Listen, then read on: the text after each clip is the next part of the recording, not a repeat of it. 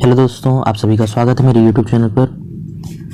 CG TET 2022 18 सितंबर को जो exam हुआ है उसका ये हिंदी व्याकरण और उसका शिक्षा शास्त्र का ये सवाल है। तो इसका मैं आंसर बताते जा रहा हूँ। आपको जो भी सेट मिला हो ये सेट नंबर डी है। तो 31 से लेके यहाँ पर 60 तक यहाँ पर क्वेश्चन है। तो इसमें आधार पर जो जो सवाल आपके पास होंगे उसके आधार पर इसमें जो जो आंसर बता दे रहा हूँ आप मिलान करते जाएंगे, ठीक है। ये संभावित मॉडल आंसर है। तो यहाँ पर जो पहला क्वेश्चन दिख रहा है यहाँ पर हिंदी भाषा के विकास का सही क्रम है। तो हिंदी भाषा का जो विकास का सही क्रम है, तो सबसे पहले हम संस्कृत भाषा को जानते हैं। उसके बाद धीरे धीरे भाषा का विकास हुआ, तो धीरे धीरे संस्कृत से पाली, पाली से प्राकृत, अब भ्रंश, अवहट, फिर हिंदी आया। तो इसका जो सही आंसर हो जाएगा ऑप्शन नंबर ए, ठीक है। अब देखते हैं सेकंड नंबर क्वेश्चन, जाति वाचक संज्ञा का उदाहरण है। तो इसका जो सही आंसर आ जाएगा ऑप्शन नंबर सी, पहाड़। निश्चय वाचक सर्वनाम का उदाहरण है। तो निश्चय वाचक सर्वनाम का उदाहरण है, तो यहाँ पर आ जाएगा उसने कुछ नहीं खाया। इसका ही सही आंसर हो जाएगा। इसके बाद आगे नेक्स्ट क्वेश्चन में चलते हैं। उपर्युक्त उपसर्ग युक्त शब्द है। तो यहाँ पर इसका जो सही आंसर आ जाएगा ऑप्शन नंबर बी, परिधि। इनमें से 35वां नंबर सवाल, इनमें से कौन सी भाषा आकलन में सबसे कम प्रभावी तरीका है। तो इसका जो सही आंसर आ जाएगा कहानी लिखना, ठीक है। ऑप्शन नंबर बी इसका सही आंसर है। कौन सा प्रश्न कक्षा में बहुभाषिकता को परिभाषित करता है। तो बहुभाषिकता मतलब अलग अलग भाषा है ना। तो बहुभाषिकता को कैसे परिभाषित करेगा, तो यहाँ पर ऑप्शन में दिया हुआ है ना। तो यहाँ पर दिख रहा है माँ को अपनी भाषा में क्या कहते हैं, है ना। तो ये ऑप्शन नंबर डी इसका सही आंसर हो जाएगा। आगे बढ़ते हैं। निम्नलिखित वाक्यों में शुद्ध वाक्य है। इसमें से शुद्ध वाक्य है जैसे कि यहाँ पर देख रहे हो ऑप्शन नंबर डी, साहित्य और जीवन का अभिन्न संबंध है। ये इसका सही आंसर है।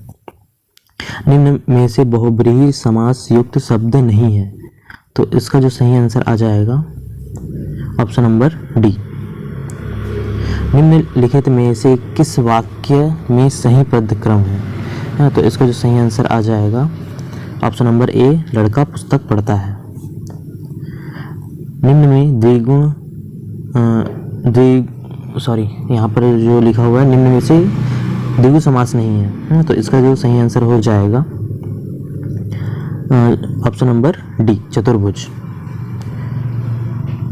हिंदी व्याकरण में कितने प्रकार के लिंग होते हैं। तो इसका जो सही आंसर हो जाएगा हिंदी व्याकरण में 2 प्रकार के होते हैं। नपुंसक लिंग जब आता है तो संस्कृत में हम पढ़ते हैं, हिंदी में सिर्फ 2 ही पढ़ते हैं, स्त्रीलिंग और पुल्लिंग। ध्वनियों के मेल से बने सार्थक वर्ण समुदाय को क्या कहते हैं। तो इसका जो सही आंसर हो जाएगा ऑप्शन नंबर सी, शब्द। निम्नलिखित वाक्यों में से संदेहवाचक वाक्यों को पहचानिए।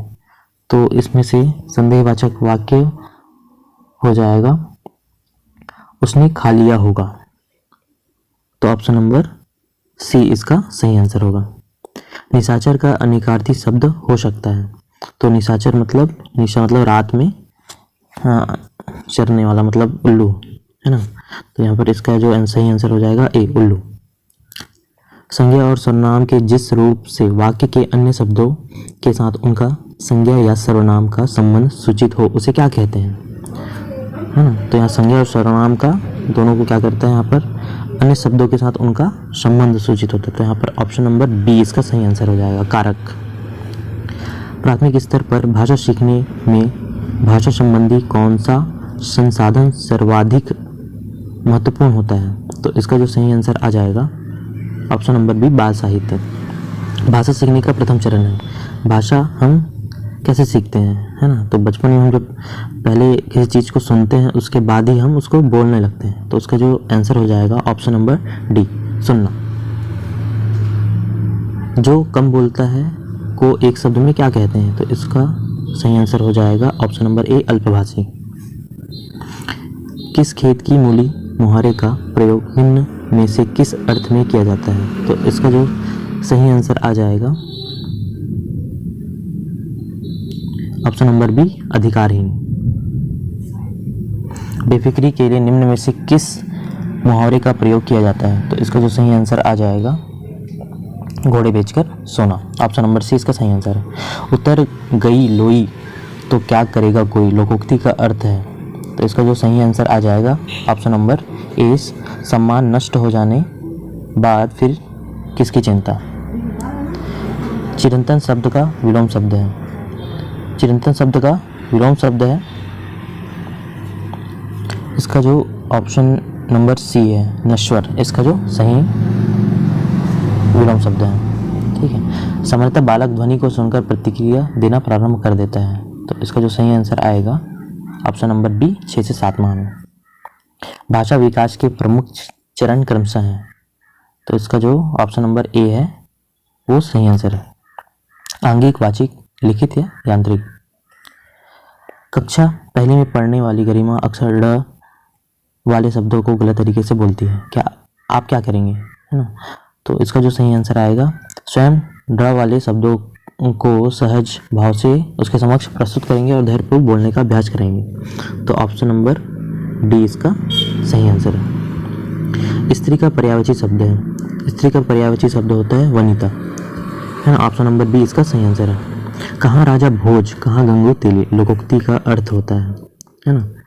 तो इसका जो सही आंसर हो जाएगा ऑप्शन नंबर सी। यहाँ पर उच्च लिखा है तो उच्च है, वो उच्च और साधारण की तुलना करना, है ना? ऑप्शन नंबर सी, कहाँ राजा भोज 57 का आंसर ऑप्शन नंबर सी। निम्न शब्दों में तत्सम शब्द है। तो तत्सम शब्द मतलब संस्कृत वाला शब्द है। तो यहाँ पर जो सीधे सीधे संस्कृत भाषा में उपयोग किया जाता है हिंदी में। तो 58 का ऑप्शन नंबर ए, वत्स, तत्सम शब्द है। निम्न स्वरों में ह्रस्व स्वर मतलब लघु स्वर कौन सा है? तो इसमें आ जाएगा ऑप्शन नंबर ए, अ, इसका आंसर होगा। अनुस्वार युक्त शब्द है। अनुस्वार युक्त शब्द आएगा जिसमें अम की मात्रा का उच्चारण हुआ है। यहाँ पर ऑप्शन नंबर सी, अंगूर। तो इस प्रकार से हम हिंदी व्याकरण और उसके जो पेडागॉजी है उसके लगभग हमने यहाँ पर टोटल 30 सवाल हमने यहाँ पर कंप्लीट किए हैं।